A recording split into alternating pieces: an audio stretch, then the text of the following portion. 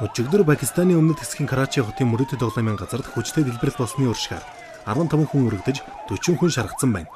Шархсан хүмүүсийг хүлээн авсан эмнэлгийн эмч нар 15 хүний зогс зэрсэн тухай мэдээлжээ.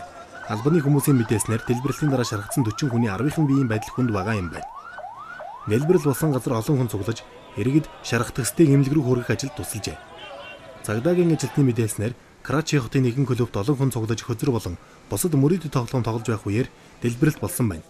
Дэлбэрэлтийн чимээ хэдэн километрийн цаанаас ч сонсогдож байжээ. Аюулгүй хүчнийхэн тухайн газарт даруй хязгаарлалт тогтоосон байна. Халдлагын хариуцлагыг ямар нэгэн бүлэглэл хүлээгээгүй байгааг их сурвалжууд мэдээллээ. Бомбыг урьдчилан суйрлуулсан байсан уу эсвэл мөрөдөд тоглоомын газар руу шидсэн үү гэдг нь тодорхойгүй байгаа гэж цагдаагийн ажилтан мэдгдсэн байна. Экспресс мэдээллийн сувгаар дамжуулснаар дэлбэрэлт нь мөрөдөд тоглоомын газрыг хяналтанд авахар тэмцэлдэг хоёр бүлгийн сэргэлдэнтэй холбоотой гин.